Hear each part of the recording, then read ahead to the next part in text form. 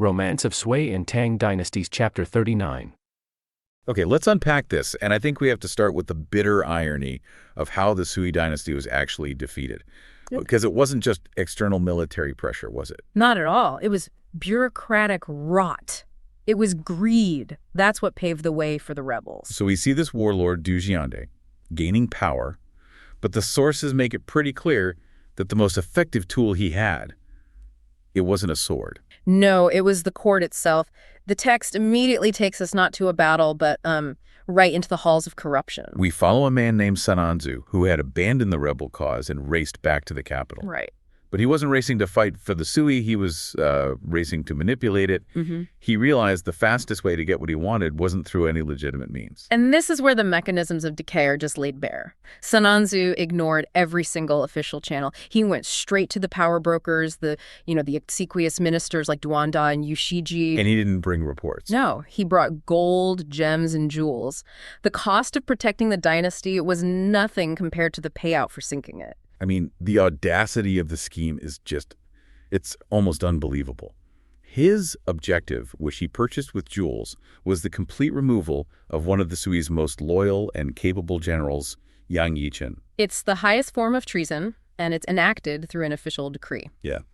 Because of these bribes, an edict was immediately issued against General Yang Yichen, and the language is so insulting it accused him of dragging his feet, delaying his campaign against the rebels. It actually asks, unarmed for too long, what is his intent? Exactly. Essentially framing him as a potential traitor. So a man who is actively fighting to save the dynasty is dismissed and accused of conspiracy just because he stood in the way of some courtier's bribe. It confirms every suspicion about the political leadership at the time. It confirms that integrity and competence were now liabilities. He was honorably retired, and command was just arbitrarily shifted to some other general, Zhu Yu. The rot is so deep that the emperor's instruments of state are actively removing the organs necessary for its survival. And what really struck me was Yang Yichen's reaction to this. He wasn't enraged. He wasn't plotting revenge. No. He was just heartbroken. Yeah. It's that unique fatalism of a loyal servant who knows the cause is lost. He basically performed one final act of service. He lamented that the Sui dynasty was clearly destined to collapse, saying he didn't even know at whose hands he would die. He didn't turn his army into a private force or anything? No, he did the opposite. He took his personal remaining silver, paid all his troops, wept openly, and resigned. Then he retreated to Pu Prefecture, changed his name entirely, and decided to live out his days as a simple farmer and woodcutter. A loyal, skilled military commander, just neutered. Not by the enemy's strength, but by financial transactions happening hundreds of miles away in the capital. And the effect on the front lines was... Oh, it had to be instantaneous. Completely. Du Jian didn't waste a single day. He capitalized on the vacuum created by Yang Yichen's forced retreat. The routed soldiers Yang had been holding together immediately flocked back to Du Jiande at Pingwan. And his forces balloons. Instantly. To over 10,000. He consolidates a legions from surrounding counties. It's a textbook lesson in how not to manage an existential crisis. You remove competence, you replace it with cronyism, and the enemy grows exponentially. And Du Jian immediately sends a trusted general to retrieve his daughter and, crucially, to invite Shan Qiansun, a really pivotal, talented figure, to join his ranks. The momentum just shifts entirely away from the Sui. All because of a handful of bribes.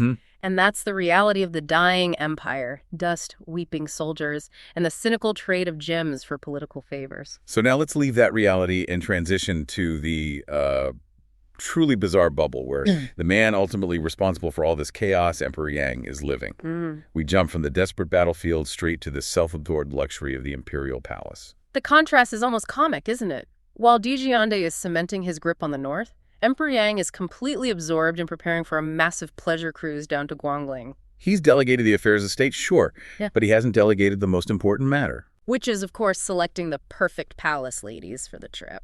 And the selection process itself took 7 or 8 days. That's a week.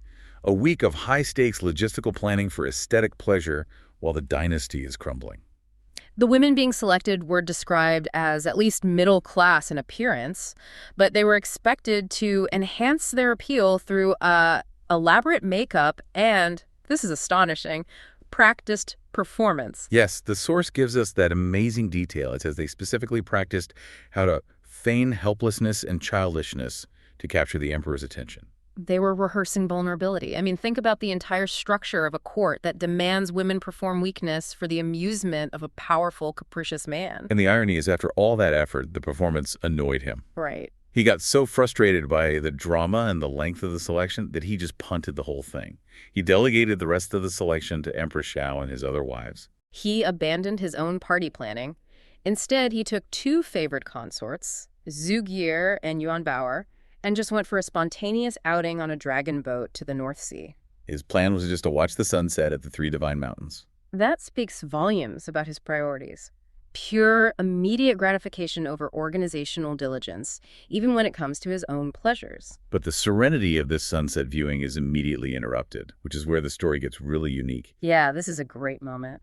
As the weather darkens, a small boat approaches the shore near the Watching Ways Pavilion, the Guanlan Ting, and the attendant reports that the man requesting an audience is none other than the deposed Emperor Chen Shubao.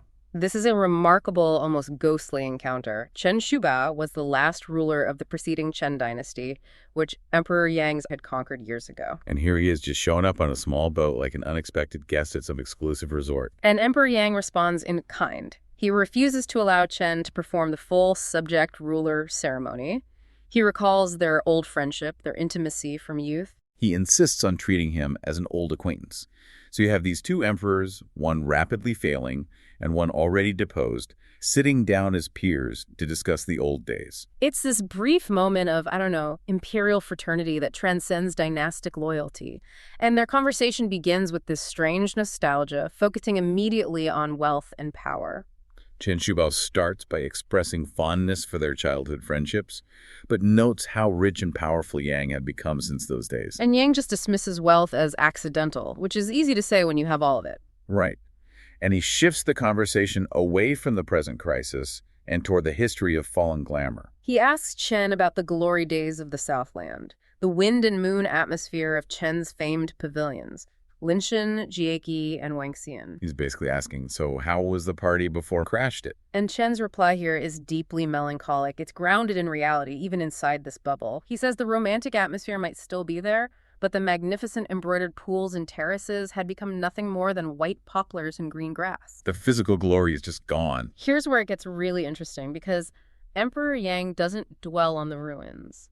He immediately brings up the specific, famous extravagance of the former court. He pivots directly to historical justification and debate. He presses Chen on the famed Moon Palace, which was built for Zamlihua, Chen's favorite concubine. He wants all the details. He's treating it like a travelogue for excess. He is. And the details are wonderfully specific and symbolic. Chen confirms it was located behind Guangzhou Palace, accessed through a round door built to look exactly like the moonlight. And it was walled by crystal screens and furnished with white powder gauze nets. The contents were minimal but purely aesthetic, deeply mythological. It only had a large cassia tree, a jade mortar and pestle for medicine pounding, and a white rabbit. All direct echoes of the myth of the moon goddess chain. Right, and Zhang Liwo would dress in plain robes, wear the distinct lingyan bun, and just move about the palace like the moon goddess herself. It was theater, mythology, and luxury all rolled into one, and Chen confirms this whole elaborate fantasy was real. At this point, Yang passes judgment. He calls the moon palace too extravagant, and this sets up the philosophical core of their entire conversation. Chen's counter-argument is phenomenal. It really is the ultimate defense of imperial decadence. He doesn't apologize at all. No, he reframes the entire historical record. He counters, it is only called extravagant because I lost my country. Wow. He's implying that the very definition of extravagance is a post hoc historical label applied by the winners. And he doesn't just stop there with a rhetorical flourish. He pulls out a historical receipt. He does. He cites Emperor Yang's own father, Emperor Wen, the man famous for his supposed frugality. Chen points out that Wen built the lavish Shaoshang green silk window for his concubine, Lady Kai Ronghua. That project, with its gold hibiscus flowers and glazed nets, was apparently worth thousands of gold. It was objectively excessive. But Chen's argument is devastatingly simple. Because Emperor Wen maintained power and successfully passed the dynasty on to his son, history labels Wen frugal. So his expenditure is just dismissed as a footnote. Exactly. This is a brilliant insight into how history gets written. Chen is arguing that the historical judgment of a ruler's spending, whether it's deemed frugality or decadence, is dependent entirely on political success, not on the inherent value or cost of the project itself. It just strips all morality out of the historical process. And this raises an important question. If the only measure is survival, then every act of extravagance by a successful ruler is just defined as necessary or justified. And every act of a failed ruler, no matter how small, becomes proof of their moral decay. It's historical fatalism disguised as pragmatism. Which makes Emperor Yang's current self-absorption, selecting ladies, going on boat trips while the country burns, completely rational if he believes he can still win. Right. If he wins, history says he maintained morale and enjoyed leisure while suppressing a minor rebellion. If he loses, he's the ultimate example of decadence. And Yang seems to concede the point. He jokes that Chen was just skilled at making excuses, but then he presses him on the ultimate question. Does he regret losing the country? And you expect the deposed emperor to confess deep political regret over the lives lost or the dynasty's collapse. That he doesn't. No, he denies political regret entirely, which is just an astonishing statement for a deposed emperor. But he confesses a deeply personal, lingering unhappiness. This personal grievance is the ultimate moment of decadent self-focus. He recounts that during the invasion, Zhang Lihua was testing a purple hairbrush and writing a poem on red paper, the Wall Moon poem, in Linshan Pavilion. And the invasion by the General Han Qinqiu was so sudden they had to flee, leaving the poem unfinished. His regret is not the loss of millions of subjects or the collapse of his throne. It's the interruption of an artistic moment, an unfinished couplet, a missing stanza. The personal aesthetic loss outweighs the political catastrophe. It's the perfect contrast with General Yang Yichen, who was weeping in despair over the fate of the nation. And here we have a former ruler regretting a missed literary opportunity. It just summarizes the bizarre priorities of the imperial elite. And the segment ends on the perfect note of continuous indulgence. Yang is immediately captivated by this tale of Zhang Lihua, this legendary beauty. He asks where she is now. Chen replies simply, she is currently in the boat. And Yang doesn't hesitate for a second. Not at all. He immediately asks to meet her. A dozen female attendants carrying instruments and, symbolically, wine. It's an immediate power reversal. The former son of heaven has to present himself, offer gifts to his conqueror. But he brings his greatest asset with him, or maybe his greatest liability, Zhang Lihua. And the source, it just jumps right in. It wastes no time establishing her, her magnetic presence. She is immediately singled out from the group. What does it say? How does it describe her? The text describes her with jade shoulders, a snow-like appearance, and a highly elegant demeanor. Emperor Yang is just captivated. I mean, here's a man who now owns everything, but he has to pause at the sight of this one woman. And this fascination, it leads straight into the first bit of political posturing. The former Emperor Chen, he's desperate to get some kind of intellectual high ground, and he challenges Yang directly. He asks how Liu compares to Yang's own favorite, the renowned Xuanhua lady. He's basically asking, is my prize as good as yours? Yeah. And Yang's reply is so. It's carefully calculated. It asserts both a compliment and his own superiority. He says they are nearly equal, like Ging and Yin. He's suggesting a perfect balance, but he's also placing them both firmly within his own capacity to judge and, well, to possess. So he's confirming her fame, acknowledging that he'd heard of her beauty, and now he sees it's true. He accepts the wine Chen offers, and he makes a point of saying that between old friends, formality isn't necessary. That phrase, old friends, that is just pure casual arrogance. It's dripping with it. It is. He drinks 3 or 4 cups, establishing this sort of convivial dominance. He's trying to imply, look how easy this all was. We're both just successful men enjoying the spoils. But this forced intimacy, it just sets the stage for the real psychological fight. Which arrives in the form of a song. Fueled by the wine, by this strange intimacy, Emperor Yang requests the former Emperor Chen's most famous composition, the Shubao, the rear courtyard flower. He calls it the most exquisite tune of all time. This is such a chilling request. To the people of the South, this song was almost synonymous with the fall of their dynasty. It was the soundtrack to imperial decadence. Right. The story was that The lavish, frivolous lyrics and the beautiful melody distracted the ruler, Chen, from the invasion that was coming from the north. Exactly. So Yang is forcing the conquered man to perform the cultural symbol of his own spectacular failure. What incredible psychological torture. Absolutely. It's a political weapon cloaked in, an appreciation for art. He's not just asking for a song. He's asking Chen to confirm his own historical infamy. It's the ultimate humiliation. And Li Hua gets it instantly because she resists. She initially declines, says she's out of practice. She even offers the excuse that her waist is sore from being pulled from a well recently. She's clearly trying to avoid performing the anthem of her own doom. But Yang is merciless. He just flatters her into it. He insists, saying, even if you don't sing or dance, your beauty is already soul-stirring. And Chen, well, he has no choice. So Li Hua performs reluctantly. And this is where the narrative just gets visually stunning. The description of her movements, the performance itself, it's so dynamic. She moves lightly like a butterfly passing through flowers. So graceful. Yeah. And gently like a dragonfly skimming the water. Pure grace. But then as the music quickens, that beauty turns into something more frantic, almost desperate. She spirals, and the text says she becomes like a colored cloud rolling wildly in the sky. It's like an artistic representation of the chaos, the tragedy of her fate, even in that moment. The performance hits its crescendo, and it ends with that famous bittersweet line, "Jade tree glistening in the rear courtyard." And when the music stops, the whole forced party atmosphere just shatters. Chen breaks down. He dramatically weeps, lamenting that he expended so much effort on the song. Only for it to lead to his kingdom's downfall. Exactly. He says the sound is now sunk and the tune rested.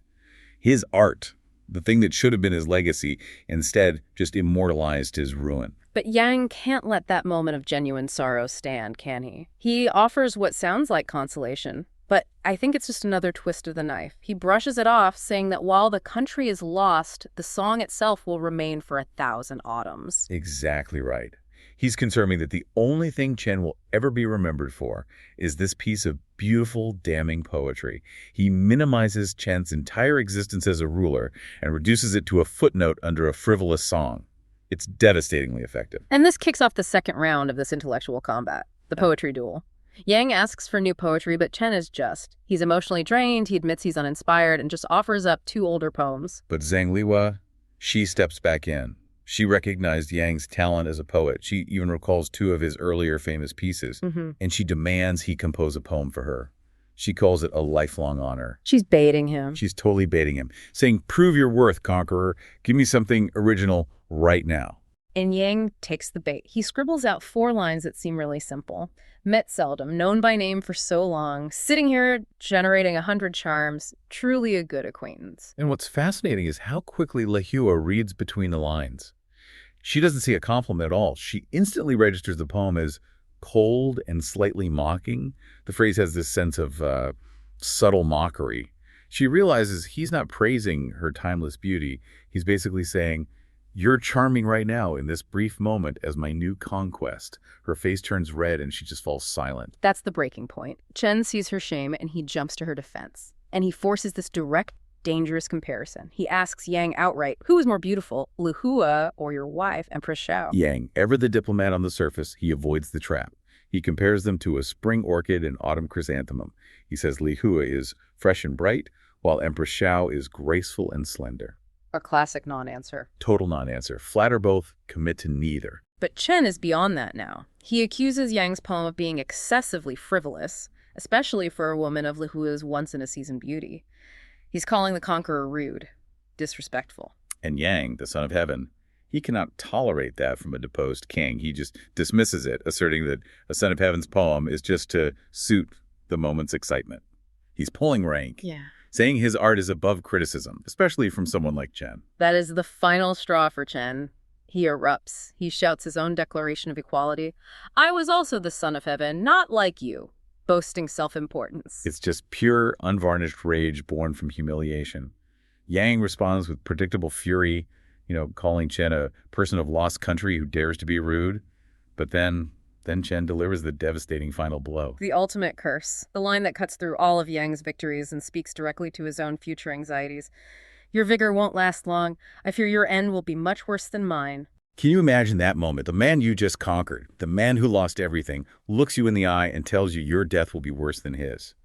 It's an intellectual victory for the vanquished. Yang tries to seize him in his anger, but then the scene just becomes almost supernatural. Zhang Lihua pulls Chen away, and she states this shocking, very specific prophecy. Go now, go now. In 1 or 2 years, under Wugong Terrace, you will surely meet him again. They run towards the sea, and in this final visceral act of contempt that just shatters all imperial decorum, she flings muddy water right in Yang's face. And then, just like that, it's gone. The singing, the poetry, the rage, the prophecy, the muddy water, it all evaporates. Emperor Yang is startled awake. He's covered in cold sweat. He immediately asks the ladies attending him what they saw, and their reply confirms it was all a dream. They only saw him sleeping, muttering in his sleep, his body moving now and then. He was totally alone in that confrontation. Which is so crucial for the theme of anxiety. Yang is left deeply unsettled. The text says he's filled with worry and suspicion. This intense, detailed conversation with the ghosts of his victory has completely shaken his confidence. He orders the boat to turn back immediately. Then the narrative shifts dramatically. It creates this deliberate contrast. As they approach a place called Qin Yuan, the mood changes from that terrifying confrontation back to a melancholic reality.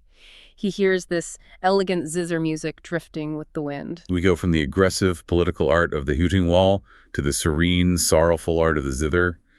Yang finds a group of ladies listening to a Lady Xia playing. And Lady Xia explains the melancholy tune is a farewell. The Empress suggested they move to Jiangdu, so they have to leave this beautiful place. She details the beauty of it, the birds, the dew, the strange pines and rocks, the moonlight, and she's lamenting having to leave, using the music to, as she says, repay the meaning of separation. It's fascinating how the source bookends the tragedy.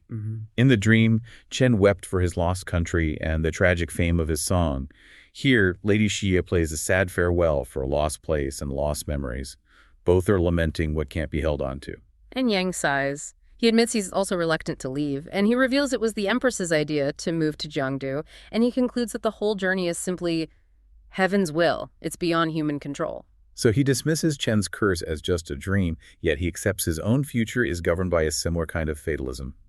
The narrative subtly uses this final scene to confirm that Yang's own move is an act of flight, echoing the very anxieties that the dream brought up. Well, the sources make it clear right away that the emperor was operating on 2 levels. The public story, the official reason for everything, was a military campaign. The Zheng Liao, the campaign against Liao Dong. That was the official line.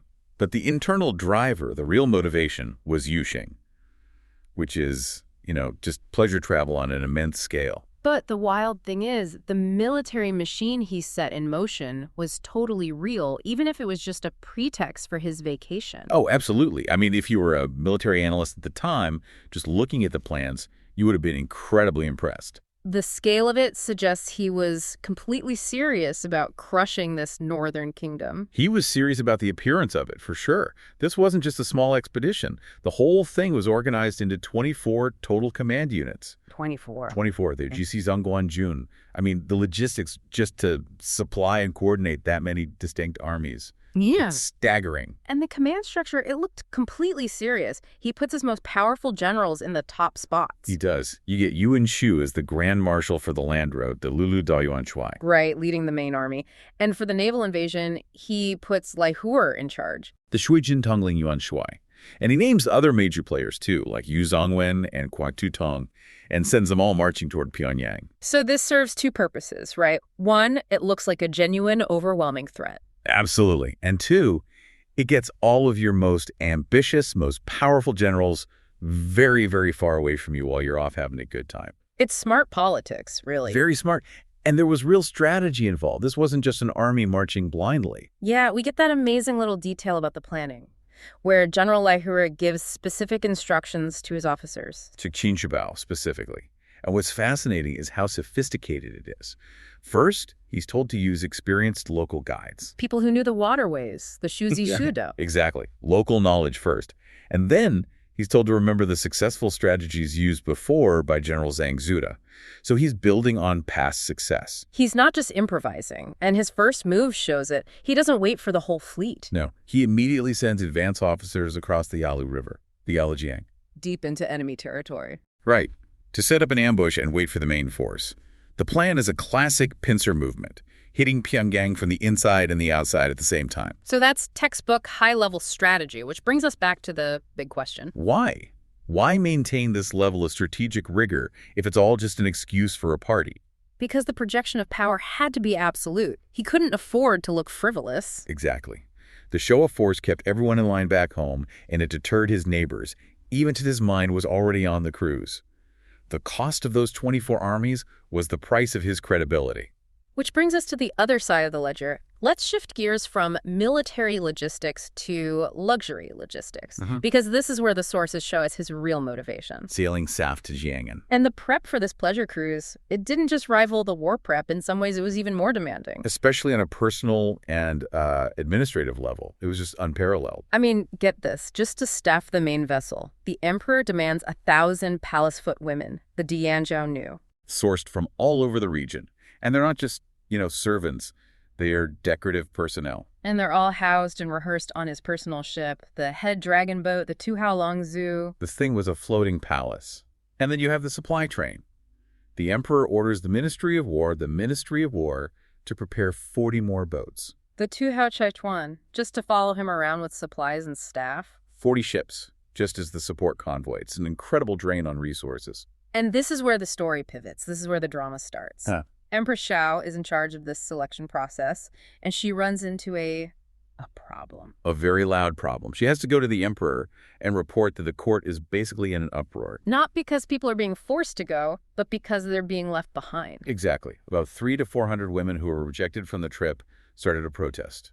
And the text says they were kneeling and weeping, like mourning their deceased parents. It's such a shocking image. They were just devastated to be excluded. They saw it as this huge opportunity. They made a whole case for it. They said, look, we survived the 2 capital relocations from west to east. We've been through a lot. We deserve this. They wanted to see the scenery overseas, and especially the fine setting of Gyeongdu, the Gyeongdu Jiaojing. Yeah. That was the prize. To be left behind was like being relegated to a backwater, even though it was a capital. But the empress, she knew this weeping wasn't entirely spontaneous. And here we go. We pivot from grand state logistics right into petty court politics. Because she tells the emperor that this whole drama has a source. There are instigators. It's amazing how this massive state enterprise just grinds to a halt because of 2 unhappy women. She points the finger directly at 2 concubines, Zheng Yangsu and Yen Qin's. And she says they were the ones riling up the younger women, encouraging them to protest. They were playing the part of these, cynical older mentors. They were telling the younger women things like, we're too old, Nianji Dali. Our beauty has faded, Yansei Shuaile. Right. You go. You seize this opportunity with the stylish emperor while you still can. And the backstory on Zhang and Yen is so important here. They're the old guard. They served the emperor's father, Emperor Wen. They were contemporaries of the famous concubine Xuanhua, and for Emperor Yang, that made them a constant, uncomfortable reminder of his predecessor. And our sources are very specific about why he was keeping them at arm's length. It was because of a past trauma. Yes. The incident with Yang Su and the story about Emperor Wen's ghost, his Yinling, appearing after Xuanhua died. That whole episode just terrified the new emperor. He was paranoid about repeating his father's patterns or, showing favor to any of his father's old favorites. So Zhang and Yin have been living this sidelined life, feeling trapped and depressed.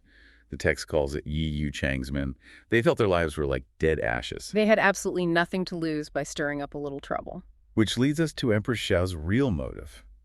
And it is profoundly petty. The source calls her small-minded, and her whole problem with Zhang and Yen was that they wouldn't flatter her. They were from the old guard, they had self-respect, they refused to bow and scrape.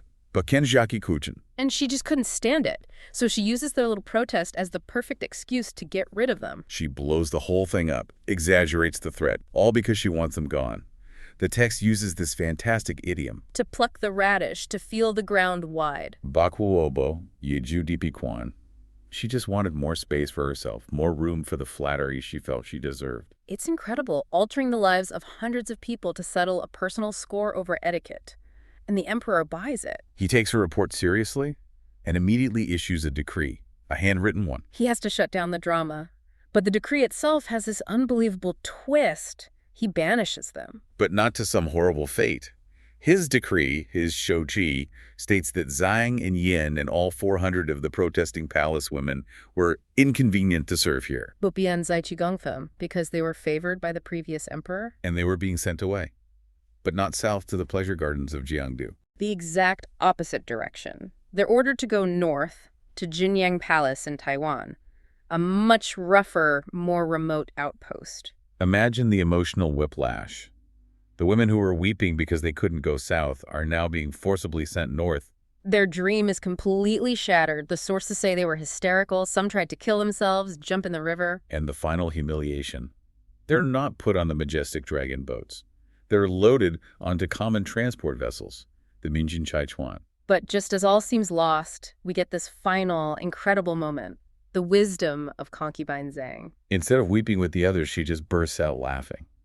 A big hearty laugh. She looks at all these panic women and calls them foolish girls. Chinitsi. And her logic is just brilliant. It's so brutally pragmatic. She tells them, look, even if we had gone to Jiangdu, what would have happened? You never would have won the emperor's favor. You'd just be trading one stressful court for another, even more competitive one. But going to Taiwan, she argues, that's true freedom. Ziyu is Izai. It's freedom from the constant pressure, from the competition. It meant security, plenty of food and clothes from the state. But without any of the political games. She saw this banishment not as a punishment, but as a genuine relief, a liberation. And it worked. The sources say the women calmed down, they realized she was right, and they actually ended up enjoying the journey to Jinyang. They'd found freedom by accident.